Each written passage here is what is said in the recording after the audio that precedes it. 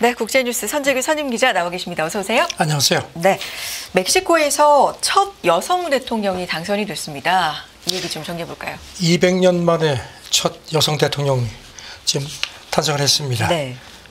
압도적 표차입니다. 아시다시피 좌파 연합 그 후보인데 그 상대당 우파 쪽보다 거의 2배. 지금 한 많게는 60% 득표를 한 걸로 그렇게 이제 일단 잠정짓게 됐습니다. 네. 그리고 또 보니까 이 사람이 클라우디아 셰인바움이라는 인물인데요. 직전까지는 이제 멕시코시티 시장을 했고요. 그리고 또 이번에 멕시코시티 시장도 역시 좌파 연합 여성 후보가 당선이 됐습니다. 그래서 작년에 멕시코시티가 들어있는 그 행정주 지사도 여성이 됐거든요. 그래서 이제 멕시코를 그 3명의 여성이 중앙 정치를 다 이렇게 좌지우지하게 됐다는 그런 분석들을 나옵니다. 어떤 인물인지 대략적으로 좀 설명해 주실까요? 그 부모는 그 리투아니아하고 불가리아 네. 유대계 혈통의 과학자들입니다. 그래서 2000년에 멕시코시티 환경장관이 되면서 이제 정계에 들어왔고요. 그리고 이제 이 사람을 장관에 임명한 사람이 지금 멕시코 대통령 로페스 오브라도르 대통령입니다. 그래서 이제 이 현 대통령의 그 정책 기조를 거의 대부분 자기가 계승하겠다는 걸 캠페인 기간에 얘기를 했습니다. 온건한 이민 정책, 그다음에 친환경, 에너지 전환 가속화, 공기업 강화 같은 것들이 지금 이제 예상이 되고 있습니다. 네. 이렇게 됨으로써 이른바 핑크타이드라고 불리는 온건 좌파의 물결, 이게 좀 다시 출렁이는 모양새다, 이런 분석이 있나 봐요. 그리고 이제 그 오늘 새벽에 보니까 이제 네. 그 이번에 이제 총선도 같이 했거든요. 상하원도 모두 좌파 연합이 3분의 2에서 가능한 걸로 그렇게 관측이 돼서 지금 네. 그 개헌도 가능하다. 지금 현 대통령이 판사를 직접 뽑자. 그런 얘기를 해서 지금 여기 대해서 지금 금융시장은 조금 좀 어둡게 보는 것 같습니다. 그래서 네. 보니까 페소화 환율이 많이 올라가서 이제 가치가 떨어졌고요. 주가도 오늘 보니까 6% 정도 빠진 걸로 되어 있습니다. 네. 지금 말씀하신 그 중남미의 이른바 핑크타이드. 그러니까 이제 이게 이제 전형적인 좌파보다는 실용적인 좌파, 중도 좌파 쪽인데 6년 전에 멕시코에서 이제 그 이 현 대통령 정부가 이제 들어서면서 중남미 좌파 정부 이제 이런 거 이른바 1차 핑크타이드가 시작이 됐고 그다음에 이제 이번에 이제 또 멕시코에서 좌파 연합이 이제 다시 집권을 해서 2030년까지 전부 12년간 이제 좌파 정부가 멕시코에 들어서게 된 겁니다. 그래서 네. 이게 중남미의 제2의 핑크타이드에 또 다른 기폭 탄력을 주지 않겠느냐 이런 관측이 나옵니다. 네. 최근에는 과테말라도 이런 흐름이었다면서요? 과테말라도 네. 좌파 정부가 출범했고 아시다시피 지금 2018년에 멕시코 좌파 정부가 멕시코는 그 전에 90년 정도는 우파 정부였죠. 그래서 이제 그때 그 이후에 페루, 볼리비아, 칠레, 콜롬비아도 잇따라 좌파 정권이 들어섰고 그다음에 이제 정점은 2022년에 브라질의 그 룰라 대통령이 다시 당선이 됐죠. 네. 이들 정부가 이스라엘 한 목소리로 비판한다. 여러 가지 정치적인 목소리도 지금 내놓는 것 같은데요. 조금 미국은 네. 좀 불편합니다. 지금 이번에 그 이스라엘을 아주 한 목소리로 비판하는 네. 그런 이제 모습이고요. 그다음에 이제 쿠바하고 베네수엘라를 미국이 지금 장기 제재하고 있는데 거기에 대해서도 성토하는 목소리가 커졌습니다. 네. 그리고 또 이제 특히 미국하고 중국이 이제 갈등하는 와중에 중남미 쪽이 좀 이제 중국 쪽으로 많이 기우는 상황인데 이번에 이제 멕시코가 좌파 정권이 연장됐기 때문에 이제 중국하고 밀착이 어느 정도가 될지도 관심인데 아시다시피 지금 미국이 바이든 행정부가 이렇게 중국에 대해서 관세폭탄 부과하면서 중국이 우회 수출로를 찾는데 멕시코가 주요 타겟이라는 얘기가 많아서 이제 그렇게 돼서 이제 만약에 멕시코 새로운 좌파 정권이 중국하고 더 밀착하면은 이제 바이든 행정부는 상당히 불편할 수밖에 없죠. 네. 중남미 전체 이데올로기 지형에도 뭔가 변화가 예상이 된다, 이런 분석도 있나 봅니다. 그렇죠. 이제 지금 네. 말씀드렸던 국가들은 이제 좌파 쪽이고요. 그다음에 반면에 우루과이, 파라과이, 에콰도르, 아르헨티나, 엘살바도르, 파나마는 여전히 우파입니다. 그래서 이제 뭔가 좀 이렇게 서로 좀 이렇게 이제 균형이 좀 이렇게 좀 많이 좌파 쪽으로 기울었죠. 이런 가운데 베네수엘라하고 우루과이가 이제 베네수엘라는 7월 말에 우루과이는 10월 말에 대선이 있는데 이제 그 결과에 따라서 또 이제 균형추가 움직일 수도 있는 그런 상황이 되었습니다. 2024년 시작하면서 올해는 전체적으로 글로벌이 선거의 해다라고 계속해서 좀 강조를 들었었는데 그래서 선거에 관련된 얘기들 속속 좀 전해집니다. 인도 총선 얘기 어제도 전해주셨었는데 출구조사 결과 예상대로 모디 압승, 결과 출구조사 때도 그랬는데 예상대로 모디가 압승했고 증시에도 사상 최고치를 기록하는 효과를 또 거뒀습니다. 지금 보니까 그 모디 총리가 이끄는 그 인도 국민당이 주도한 네. 국민민주연합이 예상대로 압승을 한 걸로 그렇게 출구조사에서 나타났습니다. 네. 정부를 구성하려면 최소한 272석 과반이 필요한데 지금 보면은 많게는 400석까지 예상이 됩니다. 지금 현재 모디 그 진영이 갖고 있는 게 이제 직전 총선이 2019년이었으니까요. 그때 네. 352석이니까 거기에 비해서 뭐 훨씬 더 늘어나는 겁니다. 지금 뭐 주가 지수 뭐 장중 마감치 모두 그 기록을 갈아치웠습니다. 한때 인도 증시가 조금 좀 주춤했었거든요. 왜냐하면 외국인들이 좀 야 이거 뭐 혹시 좀 무슨 뭐 일이 있는 거 아니야 해가지고 이제 그랬는데 그래서 이제 이렇게 올라가는 그러니까 증시 랠리가 되는 이유 중에 하나가 외국인 숏 커버링, 그러니까 공매도 주식을 이제 되갚기 매수가 한몫을 한 걸로 분석이 됐습니다. 네. 루피화도 가치가 큰 폭으로 상승을 했고 이게 어떤 기대감이 지금 모이고 있는 겁니까? 10년 만기 지금 인도 채권도 지금 오름세가 뭐 완연하고요. 이게 이제 아시다시피 인도 경제가 지금 뭐 주요 국가 가운데 가장 성장세가 빠르다는 건 이미 다 아실 거고요. 그리고 이제 모디가 이제 세 번째 연임이 되니까 이렇게 되면 이제 그동안의 정책을 계속 이제 이어갈 걸로 기대하기 때문입니다. 그리고 아시다시피 중국이 이미 올해 들어서 홍콩 제치고 세계 4위 시총이기 때문에 인도 증시에 외국인 자본이 더욱 많이 들어올 걸로 그렇게 관측이 됩니다. 알겠습니다. 다음 얘기 넘어가 보도록 하죠. 모더나의 조류 인플루엔자 백신 개발을 지원하는 협의가 미국에서 마무리되는 단계다 이런 얘기군요. 화니스 타임스가 처음 보도하고 로이터가 또 이거를 비슷한 보도를 했는데요. 네. H5N1 고병원성 조류 인플루엔자 백신 개발을 미국 정부가 지원하는 것 같습니다. 지금 모더나가 처음에는 입을 다물고 있다가 미국 당국하고 이 문제로 접촉해 왔다고 사실상 확인을 했습니다. 이제 핵심은 지금 이제 마지막 임상 단계인 모양인데요. 이걸 이제 지원을 하느냐인데 이거는 이제 모더나도 입을 다물고 있는데 로이터가 소식통을 이용해서 전한 걸 보면요. 지금 메신저 리보핵산 방식 이제 백신인데 이거 임상인데 이거는 이제 H5N1도 비롯해서 몇몇 변종 바이러스를 대상으로 임상을 해왔다는 겁니다. 그래서 마지막 단계 대규모 임상이 성공을 하면은 네. 미국 보건부에서 빠르면 다음 달 대량 구매하는 식으로 지원을 해줄 걸로 그렇게 관측이 됩니다.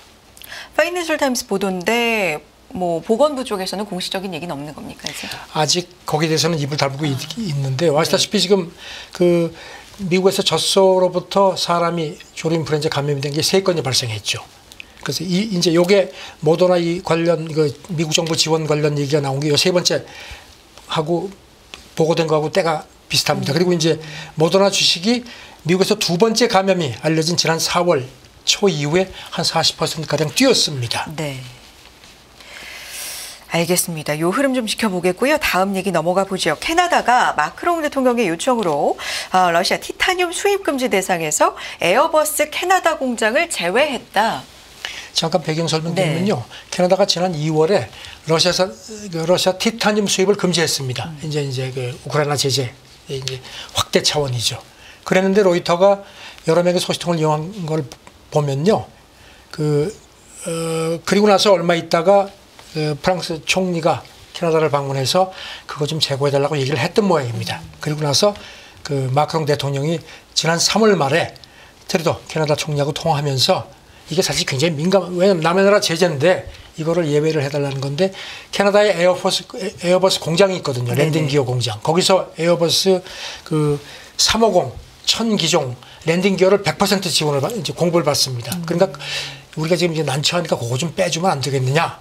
그런데 처음에 캐나다 쪽에서는 안 된다 하다가 아마 뭐 좀 세게 압박을 했든지 며칠 후에 조용히 오케이 그럼 예외를 해주겠다 이렇게 승낙을 했다는 게 로이터 보도입니다. 네. 그리고 또 소식통 얘기는 프랑스 말고 최소 하나의 또 다른 유럽국도 같은 목적으로 캐나다를 압박했다 했는데 에어버스에 참여하고 있는 나라가 지금 프랑스, 독일, 아마 영국이죠. 그러니까 아마 독일 아닌가 싶습니다. 네. 합리적인 의심. 그러니까 네. 이제 그 캐나다가 버티기가 좀 힘들지 않았나 싶습니다. 네. 이 얘기는 여기서 마무리할까요? 다음 얘기 좀 넘어가 보겠습니다. 지금 아시다시피 이 러시아 이 티타늄은요. 네. 러시아 그 국영 회사가 거의 뭐 독점을 하고 있습니다. 이게 우주 항공 분야에 아주 필수적이거든요. 그러니까 제재를 했는데도 이 회사가 제재 대상인데도 네. 그동안에 미국, 뭐 영국, 독일, 프랑스가 사실상 계속 수입을 해왔습니다. 그러던 차에 이제 이런 식의 예외 적용인데 소식통 얘기는 한 3년 정도 이어지지 않겠느냐 하는데요. 글쎄요. 전쟁이 3년 더 이어지면 큰일이죠. 그러게요. 금수 유예가 그러니까 3년 정도 이어질 예, 것이다. 3년 정도 될 것 같다 하는 식으로 네. 귀뜸을 했습니다. 자, 푸틴의 지난달 국빈 방문 때 이 러시아의 힘2 가스관 계약을 체결하지 못한 건 중국의 무리한 요구 때문이었다. 이런 얘기가 있네요. 저도 뭐 푸틴하고 시진핑의 무로벤스 뭐 누구도 깨지 못한다고 하는데 네. 역시 돈 비즈니스는 또 다른 차원인 것 같습니다. 가격을 많이 낮춰달라고 한 모양이에요. 파이낸셜 네. 타임스 보도인데 네. 푸틴이 지난달 국빈 방문해가지고 이제 뭐 여러 가지 뭐 가서 뭐 요란했죠. 네. 그런데 지금 파이낸셜 타임스 보도는 시베리아의 힘2 가스관 계약을 체결하지 못했다는 건 못한 건 이제 그때 이제 이게 발표가 안 됐거든요. 근데 이게 중국이 가격을 좀 세게 낮춰달라고 해가지고 그걸 러시아에서 그건 곤란하다. 그래가지고 가격 계약이 안 됐다는 겁니다. 그 다음에 또 하나는 이 여기서 이제 나오는 그 가스를 연간 수송량이 한 500억 한 입방미터인데 그 중에서 중국 쪽에서 일부만 사겠다. 이러니까 또 러시아가 난색을 표명한 모양입니다. 러시아는 지금 아시다시피 유럽 쪽으로 가는 천연가스 라인이 다 끊긴 상태나 다름없죠. 그러니까 이제 중국에다 팔아야 되는데 중국이 이제 그걸 알고 그래? 뭐 우리가 좀 유리하구나 하니까 이제 그렇게 브로맨스가 탄탄한데도 딴소리 했다는 겁니다. 애초에는 이 두 사람이 만난다 했을 때 계약이 될 거라고 예상들을 했었나 봐요. 크렘린 쪽에서 이번에 아주 화끈 이미 중국이 이 가스를 공급받고 있었는데 이제 그거를 더 확대한다고 이제 그래서 뭐 크렘린궁에서 아주 두고 봐라 큰 건 나온다 했는데 발표가 없었거든요. 그리고 또 하나는 보니까 그 푸틴이 이번에 갔어요. 중국 은행들하고도 뭔가 어떤 협력 확대하는 것도 계산을 했던 모양인데 그것도 푸틴이 기대했던 것보다 훨씬 낮은 수준에 머물렀다는 겁니다. 네. 근데 이런 부분, 그러니까 중국이 협상에서 이렇게 강하게 나간 게 전쟁 때문에 푸틴이 시진핑한테 좀 더 의존하게 된 거다. 뭐 이런 분석이. 이건 뭐 전문가 분석 아니더라도 웬만하면 다 짐작하실 겁니다. 지금 네. 뭐 근데 또 중국도 사실 러시아 가스가 아쉬운 게 왜냐하면 대만하고 남중국해 해상 분쟁이 있기 때문에 네. 그 가스가 이렇게 그 배로 들어오면 그 해역을 통과하니까 유사시에 또 그게 자기들이 막으면 자기들도 그게 애를 먹거든요. 그러니까 그러자고 안전하게 왜냐하면 러시아에서 사면은 바로 육상으로 넘어오니까 그런 전략적인 필요성이 있는데 그래도 시간은 우리 편이다 이렇게 생각을 한다는 겁니다. 그래서 지금 푸틴이 더 아쉽기 때문에 기다리면은 우리한테 수그러들지 않겠느냐 하는 상황인데 여기 대해서 이제 그 크렘린 대변인이 기사가 아니 이번에 왜 계약이 체결 안 됐냐 어제 브리핑에서 이제 그걸 물어보니까 가까운 시일 내에 될 거다 하면서 거기다 덧붙이기를 뭐라 그랬냐면요. 정상협상의 상업적 측면은 공개할 수 없다 하면서 각국이 자기 이익을 요구하는 거 당연히 정상 아닙니까? 해서 중국이 좀 가격 깎아달라고 좀 압박을 세게 했음을 사실 인정을 했습니다. 네. 역시 뭐 의리도 뭐 국가 간에 어떤 거 있지만 돈은 돈입니다. 자, 다음 얘기 해보겠습니다. 일본과 유럽연합, 이 수소와 풍력, 태양광 등 세계 탈탄소 분야에서 공통된 조달 규범을 만들기로 어제 합의가 됐다고요. 네, 일본 경제산업상하고 유럽연합 에너지 담당 집행위원이 어제 도쿄에서 만나고 나서 발표를 했다고 이제 일본 언론들이 전했는데요. 수소, 풍력, 태양광 세 가지 그 탈탄소 분야에서 공통된 조달 규범을 만들기로 어제 합의했다. 뭐 특정국을 겨냥한 게 아니라고 하지만 짐작하시다시피 중국 견제입니다.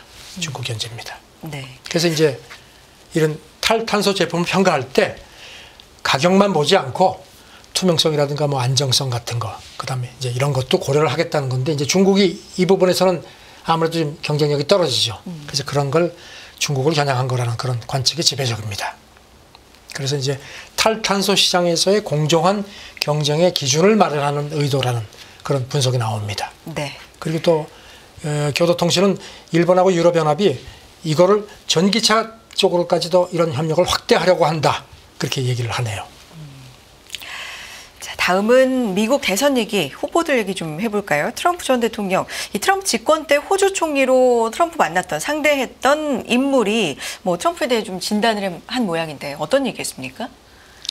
바이든도 그렇고 트럼프도 그렇고 모두 국가안보라고 해가지고 틱톡 뭐 쓰지 못하게 하고 막 그랬죠. 트럼프도 자기 집권했을 때 그 금지시켰다가 미국 법원에 제동을 걸어가지고 이제 뜻을 이루지 못했는데 바이든이 지난 2월에 바이든 캠프에서는 이제 틱톡 계정을 열었죠. 네. 그때 뭐 트럼프 쪽에서 별 얘기를 안 했거든요. 근데 트럼프도 보니까 그저께 캠프 쪽에서 틱톡 계정을 또 열었습니다. 13초짜리 영상인데 첫 영상이 그 뉴저지주 뉴요크에서 열린 이종 격투기 경기장에서 아주 환영받는 모습. 왜냐하면 이제 유죄 판결되고 나서 지금 이제 이렇게 가서 환영받는, 난 아직 살아있다, 이걸 보여준 거죠. 네. 지금 보니까 지금 트럼프 쪽 캠프 얘기는 이 틱톡 계정 열고 나서 하루 새에 300만 명 정도의 팔로워가 모였다고 어제 이렇게 밝혔습니다. 바이든 그 팔로워는 지금 34만 명 정도밖에 안 되는 걸로 되어 있습니다. 아무래도 네. 틱톡이 젊은 층에 이제 인기가 있기 때문에 이런 그 트럼프 쪽으로 많이 기우는 것 같습니다. 그 제가 말씀드렸던 그 총리 얘기는 뭔가요? 트럼프에 대해서 뭐 트럼프에 굴복하면 뭐 이런 얘기를 한 것 같은데 이게 지금 궁금해집니다. 멜컴 턴볼 네. 전 호주 총리, 이 사람이 이제 2018년 8월까지 재임을 했죠. 이 사람이 네. 자기가 트럼프 이제 총리할 때 트럼프하고 이제 맞상대 해봤는데 그 사람 다루는 법을 내가 좀 알려주겠다 이런 겁니다. 그래서 이제 포린 어페이스에 기고를 했습니다. 근데 지금 보니까 많은 정상들이 트럼프 재선을 걱정하면서 트럼프한테 어떻게든지 잘 보이라고 하는데 그렇게 하면 안 된다. 트럼프는 세게 나가야 된다. 그래서 트럼프한테 가장 트럼프부터 존중을 받으려면은 맞서는 게 좋다. 그러면서 자기가 이제 경험한 걸 한 2개를 전했습니다. 우선 오바마 때 이제 미국하고 호주 간의 그 난민 상호협정 이제 체결한 게 있는데 네. 트럼프가 되고 나서 이거를 이제 계속할지를 이제 이 턴볼이 당시 총리 때 트럼프 당선자한테 이제 통화를 했는데 처음에 이거를 이제 얘기를 했더니 막 화를 내더라는 겁니다. 그래도 그렇지 않다. 조목조목 따져고 했더니 나중에 오케이 하고 나서 얼마 후에 자기한테 들리는 얘기가 그 사람 꽤 있고 상당히 괜찮은 사람이더라 뭐 이런 식으로 얘기를 했다는 겁니다. 네. 그러면서 이 사람 참 터프하더라. 자기를 긍정적으로 평가했다는 겁니다. 그러니까 이 트럼프한테는 이렇게 밀리지 말고, 그리고 특히 트럼프가 중시하는 거는 이게 나한테 어떤 혜택을 주죠? 이거를 강조하기 때문에 항상 그거를 먼저 딱 미끼를 던져라. 그리고 하고 트럼프는 뭐 대사니 장관이 필요 없다. 직접 정상 간의談판이 중요하니까 이렇게 해서 하는 게 좋겠다. 이렇게 조언을 했습니다. 나한테 이익이 뭐냐, 유리한 게 뭐냐. 그러니까 이제 이 턴볼 전 총리 얘기는 네. 트럼프를 1차원적이고 비이성적인 괴물로 묘사하는 이미지가 너무 고착되어 있는데 이것도 잘못되어 있다. 이 사람은 오히려 어떤 의미에서는 골목대장처럼 합리적인 측면도 있다. 이게 나한테 좋아 하면 그냥 밀어붙인다. 그러니까 그런 점을 잘 파악을 해서 하는 게 좋겠다. 너무 트럼프한테 굽신거리지 마라. 이렇게 조언을 했습니다. 알겠습니다. 여기까지 듣도록 하겠습니다. 워싱턴이 선재규 선임기자와 함께했습니다. 고맙습니다. 네, 감사합니다.